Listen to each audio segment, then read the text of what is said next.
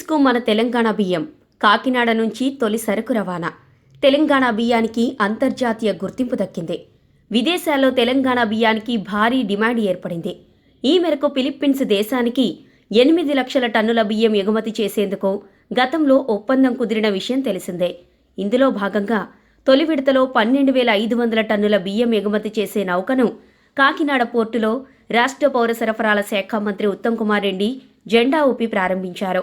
తెలంగాణ రైతాంగంలో ఇదో కీలక ఘట్టమని మంత్రి ఉత్తమ్ అభివర్ణించారు. రాష్ట్ర సర్కార్ అంతర్జాతీయ మార్కెట్లో బియ్యం ఎగుమతులను మరింత ప్రోత్సహించేందుకు కృషి చేస్తోందన్నారు. తెలంగాణలో 280 లక్షల టన్నుల బియ్యం ఉత్పత్తి అవుతోందని, రాష్ట్ర ప్రజల అవసరాలు తీర్చిన తర్వాత మిగిలిన బియ్యాన్ని ఇతర దేశాలకు ఎగుమతి చేస్తున్నామని వెల్లడించారు. ధాన్యం ఉత్పత్తిలో తెలంగాణ దేశంలోనే ప్రథమ స్థానంలో ఉందన్నారు.